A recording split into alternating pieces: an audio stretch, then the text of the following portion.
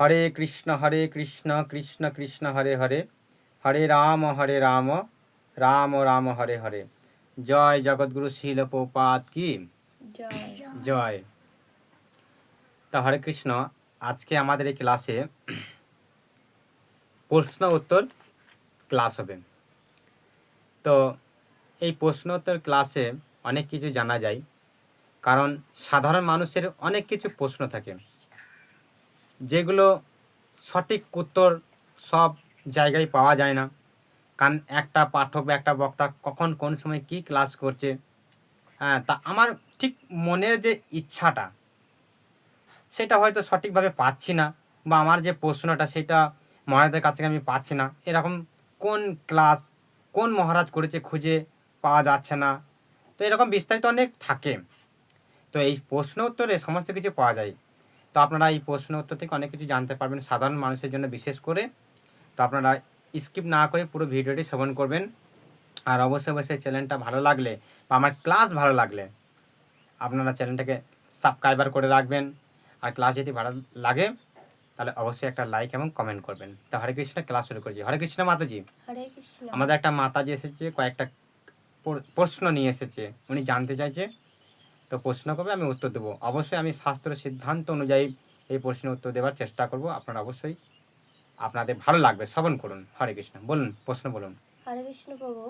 প্রভু, একাদশীর দিনে কি কি খাওয়া যাবে বা কি কি করব যদি কিছু বলে দিতেন। আপনার প্রশ্ন হচ্ছে যে একাদশী দিনকে কি কি খাওয়া যাবে, কি কি খাওয়া যাবে না। হ্যাঁ। তো এই বিষয়ে তো আমি অবশ্যই একটা ভিডিও করেছি, আমার ইউটিউব চ্যানেলে আছে। তো তাও আমি আর একবার বলে দিচ্ছি। এই একাদশী অনেক মানুষ ভয় করে, সাধারণ মানুষরা করতে চায় না। কারণ বাবা, একাদশী মানে না খেয়ে থাকতে হবে, হ্যাঁ, অনেক কিছু খাওয়া যায় না, কিভাবে থাকবো, এরকম অনেক চিন্তা ভাবনা করে তাই তারা ভয়ে একাদশী করতে চায় না। কিন্তু আমাদের এখন সত্য কথা বলতে, আমাদের ইস্কন সম্প্রদায় বা আমাদের বৈষ্ণব সম্প্রদায়ের সর্বশ্রেষ্ঠ সহজ উপায় হচ্ছে একাদশী। কারণ একাদশীর মতো মজা ব্রত আর কিছু নেই। কেননা আমরা অনেক ভালো ভালো খাবার খেতে পাই। কীরকম? তো যেমন আপনারা চাইলে কাঁচকলা, আলু, পেঁপে, সুন্দর করে সানফ্লাওয়ার বা তেল দিয়ে গোটা জিরে আপনারা নিজেরা বাড়িতে পেস্ট করে নিতে পারেন মিক্সিংয়ে। হ্যাঁ, তা মিক্সারে পেস্ট করে নিলেন গোটা জিরে। তারপরে কাঁচা হলুদ দিতে পারেন। বাড়িতে কাঁচা হলুদ যদি লাগানো থাকে সে গাছ থেকে তুলে নিয়ে বা বাজার থেকে কিনে নিয়ে এসে, তো কাঁচা হলুদ পেস্ট করলেন। তারপরে আপনারা জিরে পেস্ট করলেন। তারপরে ওই কাঁচকলা, আলু, পেঁপে দিয়ে সুন্দরভাবে একটা সূর্যমুখী তেল বা ঘি দিয়ে বা সানফ্লাওয়ার তেলে আপনারা সুন্দরভাবে একটা মোটা করে সবজি বানালেন। তারপরে সেই সবজি আপনারা সংকল্প প্রসাদ পাবেন, ভগবানকে ভোগ লাগিয়ে। কী সুন্দর খাবার আছে। তারপরে আপনারা সুজি, কী বলে যেন ওইটাকে, সুজি বলছি, সাবু, ক্ষমা করবেন, সাবু। সুজি একদম খাওয়া যাবে না, অপরাধ। ওটা পঞ্চরবি শস্যের মতো বলছে। সাবু আপনারা যদি মিক্সিং করে নেন, শুকনা ডাস করলেন, সেটা আপনারা লুচি তৈরি করে আপনারা তেলে ভেজে সেটাকে সুন্দরভাবে লুচি খেতে পারেন। অনেক ভালো ভালো খাবার আছে আমাদের একাদশীতে, ভয়ের কোনো কারণ নেই। যারা ভয় করছেন তারা বেকার অযথা চিন্তা করছেন। এত সুন্দর সুন্দর খাবার থাকতে ওই সাবুটাকে ডাস করে নিলেন, একটু আলু সেদ্ধ করলেন, আলুর সাথে মাখালেন, তারপর বিললেন, তারপরে গ্লাস দিয়ে গোল গোল করে কেটে সূর্যমুখী তেলে সেটাকে সুন্দর করে ফ্রাই করলেন, ভেজে সেটাকে আপনারা একটা সবজি বানিয়ে প্রসাদ পেতে পারেন। বাদাম পাবেন, বাদাম ভেজে নিতে পারেন। তারপরে আপনারা যে কোনো ফলমূল, অবশ্যই আপনারা ফল পাবেন। তা এত সুন্দর সুন্দর খাবার থাকতে কেন আপনারা একাদশী করতে পারছেন না? অবশ্যই পঞ্চরবি শস্য একদমই বর্জনীয়। পঞ্চরবি শস্য খাওয়া যাবে না। সর্ষে তেল, আটা, গম, ধান, যব, বাজরা, হ্যাঁ, যত কি আছে সমস্ত এগুলো খাওয়া আমাদের চলবে না। তো আমি যেগুলো বললাম সেগুলো আপনারা সুন্দর করে ভোগ লাগিয়ে ভগবানকে প্রসাদ পেতে পারেন। বোঝা গেল মাতাজি? দুধ, ঘি খাওয়া যাবে? হ্যাঁ, দুধ পাবেন, ঘি পাবেন, অবশ্যই পাবেন। এগুলো খুব সুন্দর একাদশী প্রসাদ। তো তারপরে আপনারা কাঁচকলা, আলু আর সাবু দিয়ে চপ করতে পারেন। তারপরে শুধু সাবু দিয়ে আপনারা পকোড়া করতে পারেন, সেগুলো আপনারা খুব সুন্দরভাবে ভগবানকে ভোগ লাগিয়ে প্রসাদ পাবেন। এত সুন্দর সুন্দর খাবার থাকতে আমাদের ইস্কনে কত ছোট ছোট বাচ্চারা একাদশী ব্রত পালন করছে, তো আপনারা তো কেন পারবেন না? তো এই হচ্ছে একাদশীর খাবার, আপনারা সুন্দরভাবে খেতে পারেন, অসুবিধা নেই। অনেক কিছু খাওয়া যায়, আপনারা দেখে শুনে ঠিকভাবে নেবেন, আমি তো বলে দিলাম। তো এইভাবে আপনারা প্রসাদ করবেন, একাদশীতে না খেয়ে থাকতে হবে না। আর যদি নির্জলা করতে পারেন তাহলে তো অনেক মাহাত্ম্য পাবেন, ফল পাবেন, সেটা তো আর আমাকে দেবেন না, আপনারা নিজেই পাবেন। তো আপনার শরীরে যেমন সামর্থ্য তেমন করবেন। হরে কৃষ্ণ। বলুন, আর কোনো কিছু প্রশ্ন আছে আপনার? আচ্ছা বাবু, কোনো জোরে পরিবারে, বলুন, কারণ হ্যাঁ, স্ক্রিনে সবাই শুনবে তো।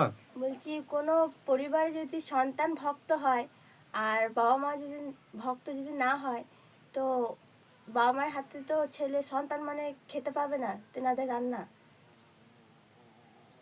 রান্না মানে করা। আপনি বলতে চাইছেন যে, মানে আমাদের ইস্কনকে বোঝাচ্ছেন না আপনি নিজের মতো করে বোঝেন, কোনটা? না, মানে যারা ভক্ত হয়, যে পরিবারে আরে মানে ভক্ত সন্তান, তো অনেক প্রকার ভক্ত হ্যাঁ, আছে না, যেমন আমি বলি, ইসকনেই আমি বলছি। বলি অনেক প্রকার ভক্ত আছে, যেমন অনেক সম্প্রদায় আছে, অনেক সম্প্রদায় এসে তো মান্যগণ্য নেই, তারা বাবা মায়ের হাতেও খায়, বাইরে যেখানে সেখানে খেলায়, আবার গলায় তুলসী মালা পরে দেখি দোকানদানিতে কচুরি ঘুগনি মারে। তো এরকম অনেক সম্প্রদায় অনেক রকম ওনারা ভক্তি জীবন করছে, কিন্তু এটা তো অ্যাকচুয়ালি সঠিক নয়। কিন্তু একমাত্র ইস্কনের ভক্তরাই আছে যে বাবা মায়ের হাতে চট করে রান্না খেতে চায় না, কারণ বাবা মা যদি অভক্ত হয় বা বাবা মা যদি মাছ মাংস আহার করে, তাহলে সেই ভক্ত যদি কোনো কারণবশত তার সন্তান ভক্ত হয়, বাবা মা তো গ্রহণ করে না। কেন? আপনি তো তাহলে আপনি যে প্রশ্নটা করছেন, আপনার প্রশ্নটা আমি বুঝতে পেরে গেছি। আপনার প্রশ্নটা হচ্ছে যে আপনাদের ইস্কনের কোনো ভক্ত বাবা মায়ের হাতে রান্না খেতে চায় না কেন, হ্যাঁ, তাই না? হ্যাঁ, কিন্তু ভক্তরা বললে হবে না, কারণ অনেক সম্প্রদায় ভক্ত আছে, মানে কি বলবো, ভক্তর মানে তারা তো সঠিক নমুনাটাই জানে না। আমি অনেক জায়গাতে দেখেছি অনেক ব্যক্তিকে গলায় তুলসী মালা পরছে, গলায় তুলসী মালা পরে শিখাও রেখেছে, কিন্তু দেখছি কোনো বাজারে গিয়ে ঘুগনি খাচ্ছে বা কচুরি খাচ্ছে, এরকম হয় দেখেছি। তো এরকম অনেক সম্প্রদায় আছে, সেই সব সম্প্রদায়ের কথা আমি তুলব না, বলবো না। তো এগুলো যথার্থ নিয়ম নয়। কিন্তু ইস্কনেরই যদি বলেন, তাহলে আমাদের ইস্কনের ভক্তরা বাবা মা যদি ভক্ত নয় তাহাতে খাবে না। কেন খাওয়া যাবে না? কেন খাওয়া যাবে না? কারণ কৃষ্ণ বলছেন বা শাস্ত্র বলছেন যে, যে ব্যক্তি যখন রান্না করে তার ভাব, তার ভাবানো, তার মনোভাবনা সব কিছুই রন্ধনের উপর নির্ভরশীল করে। কীরকম? আপনি ধরুন আপনি রান্না করছেন, আপনি যখন রান্না করছেন ভগবানের জন্য, তখন আপনার ভাবনাটা থাকবে শ্রীমতী রাধারানীকে নিয়ে, কৃষ্ণকে নিয়ে, কৃষ্ণকে সুন্দর করে ভোগ লাগাবো, রান্না করব, এটা কি সুন্দরভাবে রান্না করবো, আজ আমি অনেক চেষ্টা করবো ভালোভাবে রান্না, এই যে আপনার ভাব, কৃষ্ণকে ভোগ লাগাবো, কৃষ্ণকে ভোগ লাগাবো, এই ভাবটা যখন যে কোনো ব্যক্তি যে ভাব নিয়ে রান্না করে, সেটা তার ভাবটা ওই খাদ্যের মধ্যে থাকে। তো আপনার বাবা মা বা আমার বাবা মা যদি ভক্ত না হয়, তা তাদের রান্না করার সময় ভাবটা থাকবে মাছ মাংসের দিকে, নানা রকম বাজে কাজকর্ম দিকে লিপ্ত।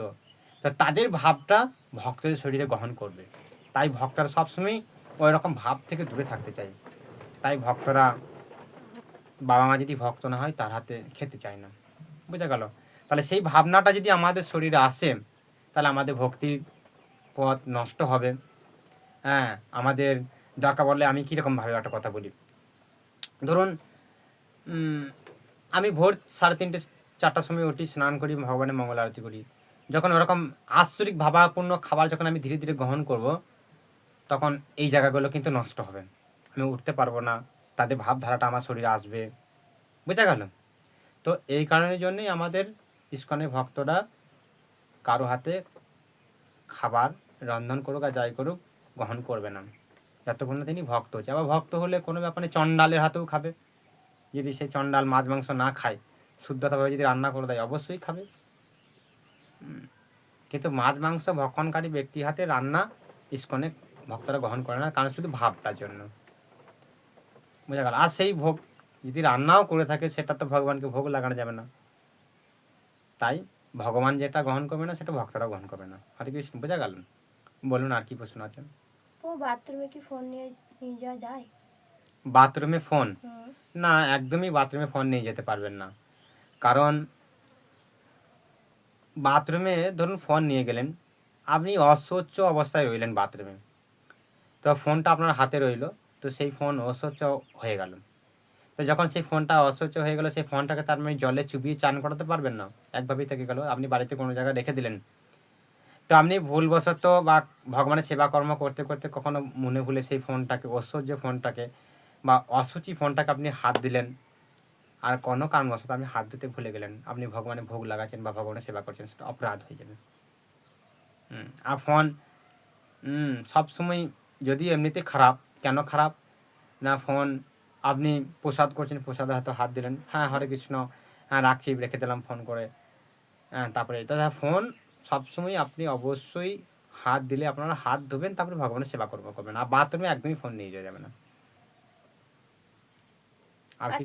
আচ্ছা বাবু, ভক্তদের মাশরুম খাওয়া যায় না কেন? মাশরুম মাশরুম এক প্রকার আঁশ জাতীয় জিনিস, তো তারপরে ওনার ওই মাশরুমটা যখন রান্না করা হয় দেখতে বা ভাবটা অন্যরকম, মানে একটা আমিষ আমিষ টাইপের ভাব, তাই ভক্তদের মনোভাবনা চেঞ্জ হতে পারে।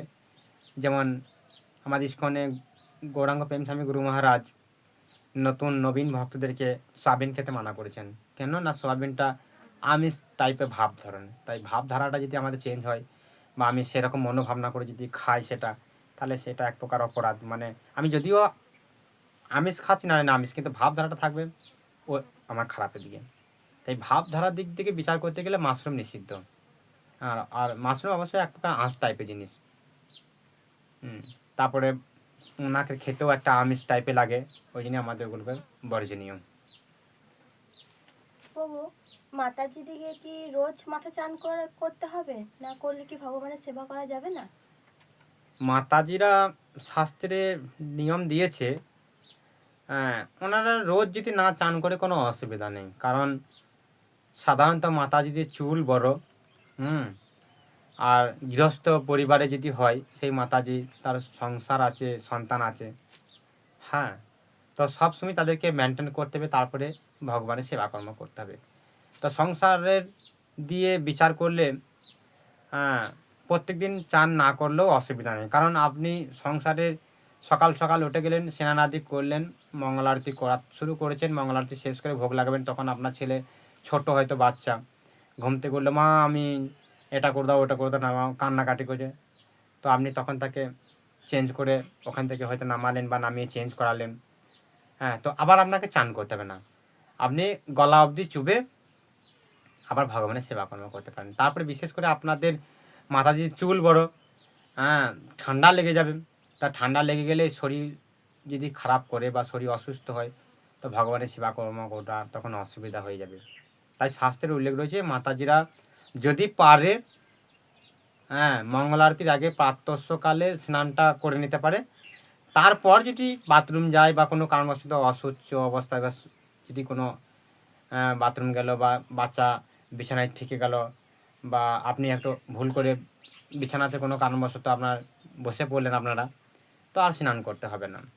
শাস্ত্রে উল্লেখ রয়েছে আপনারা শুধু জাস্টটা গায়ে জল ঢেলে নেবেন, আর গঙ্গা জল যদি থাকে ভং অপবিত্র পবিত্র বা সর্ববাস্তাম গত পিবা, এরকম একটা মন্ত্র আছে, বায়াম অভ্যন্তর সূচি শ্রী বিষ্ণু বলে গঙ্গা জলে ছড়িয়ে নিয়ে আপনারা ভগবানের সেবাকর্ম করতে পারেন। তবে শাস্ত্রের উল্লেখ রয়েছে একবার স্নান করে নেবেন প্রাতঃকালে যদি পারেন, যদি আপনি শরীর বুঝেন যে ভালো লাগছে, আর যদি শরীর সেরকম একটু গোলমাল করে, তো প্রাতঃকালে রোজ স্নান না করলেও হবে, আপনারা গলা অবধি স্নান করে নিয়ে ভগবানের সেবাকর্ম করতে পারেন, আর আরতিও করতে পারবেন, অসুবিধা নেই, ভোগ লাগাতে পারবেন। আর কোনো কিছু প্রশ্ন? হ্যাঁ প্রভু, বলছিলাম প্রভু, দ্বাদশীর দিনে পুঁই শাক কেন খাওয়া হয় না, আর কলমি শাক ভক্তরা কেন গ্রহণ কলমি করে শাক না? ভক্তদের নিষেধ আছে, কারণ শাস্ত্রের উল্লেখ রয়েছে যখন হিরণ্যকশিপুকে বধ করেন নৃসিংহদেব ভগবান, তো উনি যে সরোবরে হাত ধুয়েছিলেন, তখন ওখানে নৃসিংহদেবের হিরণ্যকশিপুর নাড়ি ভুঁড়ি তার ভক্তের জ্বালা মিটিয়ে তার গলাতে রেখেছিলেন জড়িয়ে, তো সেই নাড়ি ভুঁড়িগুলো সেই সরোবরে ফেলেছিলেন, সেই সরোবরে ওই নাড়ি থেকে নাকি শুনেছি আপনার কলমি শাক জন্ম। তাই যেহেতু অসুরের নাড়ি ভুঁড়ি থেকে তৈরি, তো তাই ভক্তরা সেগুলোকে আর গ্রহণ করে না, তাই ভক্তদের কাছে বর্জনীয়। কারণ আশ্রিক ভাবাপূর্ণ যদি আসে তাদের জীবনে, তাহলে ভক্তি জীবন গোলমাল হতে পারে, ব্যাটাল হতে পারে, তার কারণে ভক্তরা একদমই গ্রহণ করে না। আর পৈশাখ শাস্ত্রের উল্লেখ রয়েছে, কারণটা আমি বলতে পারবো না, কিন্তু পৈশাখ দ্বাদশী দিনে দেওয়া যাবে না, শাস্ত্রের উল্লেখ রয়েছে। বোঝা গেল এইটুকু, কিন্তু অ্যাকচুয়ালি কারণটা কি সেটা আমি বলতে পারছি না। আচ্ছা প্রভু, আমরা তো ভোগ লাগাবো, তো কি করে বুঝবো যে ভগবান গ্রহণ করেছে? কারণ আমাদেরও তো ইচ্ছা হয় যে প্রভু গ্রহণ করেছে কি করেনি, কিভাবে বুঝবো? ভালো প্রশ্ন।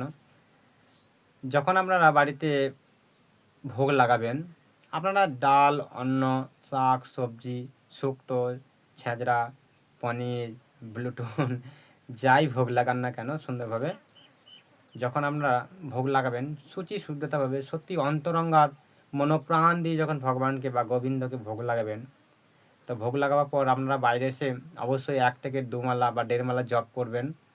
1 মালা জপ করার পর যখন সেই ভোগ সুন্দরভাবে বের করে নিয়ে আসবেন, তারপরে যখন ভগবান সেটাকে গ্রহণ করে সেটা হলো প্রসাদ।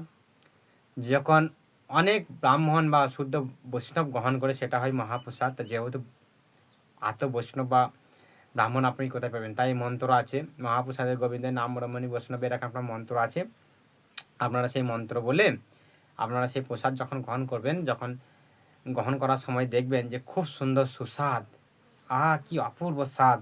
যখন অপূর্ব স্বাদ আসবে সেই অন্নের মধ্যে, তখন অবশ্যই জানবেন যে ভগবান গ্রহণ করেছে। হ্যাঁ, তার কারণ দেখুন না, আমাদের মায়াপুরে মায়াপুরে ওই একই রান্না, একই আইটেম, হ্যাঁ, যখন সাধারণ মানুষরা বাড়িতে এসে রান্না করে সেই স্বাদ হয় হয় না, অনেক তফাৎ। কিন্তু মায়াপুরে কেন অত স্বাদ হয়? ভগবান গ্রহণ করে নিশ্চয়ই। বোঝা গেল? তা যখন স্বাদ হবে দেখবেন খুব সুন্দর স্বাদ হয়েছে, দেখবেন যে ভগবান গ্রহণ করেছে। কিন্তু আপনি একদিন ভোগ না লাগিয়ে সেইটা প্রসাদ পাবেন বা খাবেন, দেখবেন অতটা স্বাদ হয় না। এর থেকেই বোঝা যায় যে ভগবান গ্রহণ করে। বুঝা গেল? তো এইটাই আমাদের জানা উচিত। আর সব থেকে বড় বিশ্বাস হলো বিশ্বাস। সব থেকে বড় বিশ্বাস হলো বিশ্বাস। এই বিশ্বাস আমাদেরকে রাখতে হবে যে ভগবান অবশ্যই খাচ্ছে বা গ্রহণ করছে। কারণ ভগবান গীতাতে বলেছে, আমাকে একটা ফল এবং তুলসী পর্ত গঙ্গা জল অর্পণ করলেই আমি সেটা গ্রহণ করি। তাহলে অন্য কেন গ্রহণ করবে না? ভগবান নিশ্চয়ই গ্রহণ করে। তা হরিবল, আর কোনো কিছু প্রশ্ন আছে আপনার? বলছিলাম প্রভু, যেনারা ভোগ লাগায় না, শুধু একাদশী করে, হ্যাঁ, তো তেনারা পালনের দিনে কিভাবে পালন ভঙ্গ করবে যদি বলে দিতেন? সাধারণ মানুষরা যদি তাদের আশেপাশে কোনো ভক্ত, ইস্কনের ভক্ত বা যারা ভোগ লাগিয়ে প্রসাদ পায় তেমন ব্যক্তি যদি না পায়, তাহলে ওনারা যখন পালন করবেন, যে এমন ব্যক্তি আছে একাদশী করে কিন্তু পালন করে না, কারণ পালন সম্বন্ধে তাদের আইডিয়া নেই বা জানে না, সাধুসঙ্গ করে না বা ক্লাস শুনে না। তো সেই ব্যক্তিরা যখন একাদশী করবে, একাদশী করার পর তার পরের দিন ফলমূল যেগুলো উনি গ্রহণ করেননি, মানে দ্বাদশী দিনকে যে পঞ্চরবি যেগুলো খাবে, সেগুলো ভগবানকে উদ্দেশ্য করে মনে মনে যে হে ভগবান, আমি একাদশী করেছিলাম কালকে, তো আজকে কিভাবে কি করতে হয় আমি কিছু জানি না, তো আমি আপনার কাছে ক্ষমা ভিক্ষা চাইছি। আজকে তো দ্বাদশী, তা আমি আজকে এই সমস্ত প্রকার রান্না বান্না করেছি, আমি তুলসী পত্র দিয়েছি সমস্ত আইটেমে, সমস্ত পদে, তো আপনি যেমন করে হোক, আপনি দর্শন প্রাপ্তিতে হোক বা যেমন করে হোক আপনি একটু গ্রহণ করুন, তারপর আমি সেগুলোকে প্রসাদ পাবো। এইভাবে তুলসী পত্র দিয়ে ভগবানকে মনে মনে নিবেদন করতে পারে, বা একটা তুলসী দিয়ে ভগবানের কাছে একটু সামান্য রেখে দিয়ে যে কোনো একটা মূর্তি রেখে, বা গোপালে হোক বা কৃষ্ণের হোক, বা যদি আলোক্য পট হয়, আলোক্যতে একটু সামান্য 1-2 মিনিট রেখে দিয়ে তুলসী দিয়ে তারপর গ্রহণ করতে পারে। আর কিছু? হরে বলছিলাম কৃষ্ণ। হ্যাঁ, বলুন বলুন বলুন বলুন, প্রশ্ন বলুন। বলছিলাম প্রভু, মঙ্গল আরতি কি খুব দরকার বাড়িতে? মঙ্গল আরতি প্রভুপাদ তো বলছেন অবশ্যই মাস্ট, সব কিছু। একদিন সন্ধ্যা আরতি জয়েন না করলেও প্রভুপাদ বলছে কোনো অসুবিধা নেই, কিন্তু মঙ্গল আরতি মিস করা যাবে না। প্রভুপাতের অন্তিমের লাস্ট কথা, সমস্ত ভক্তকে মঙ্গল আরতি দর্শন করতেই হবে, মঙ্গল আরতি করতেই হবে। মঙ্গল আরতি হচ্ছে সর্বশ্রেষ্ঠ ভক্তি জীবনে সব থেকে গতির একটা জিনিস। ভক্তি জীবনে, পারমাত্মিক জীবনে আমাদেরকে যদি কোনো জিনিস আছে, এমন কোনো ভক্তি জীবনে এমন কোনো জিনিস আছে যে খুব গতিবেগে নিয়ে যাবে পারমার্থিক লাভের বা চিন্ময় ধামে, সেটা হলো মঙ্গল আরতি। মঙ্গল আরতি অবশ্যই মাস্ট। আর কোনো কিছু মঙ্গল আরতি মিস্টেক করা যাবে না। গৃহস্থতে হয়তো অবশ্যই দু এক সময় ছাড় দেওয়া আছে, যদিও ছাড় নাই, তো কোনো কারণবশত আপনারা লেট হলেও 5টা বাজলেও মঙ্গল আরতি করবেন। কিন্তু তবু মিস্টেক করবেন না। আর কোনো কিছু প্রশ্ন মাতাজি? বেশ, হরে কৃষ্ণ।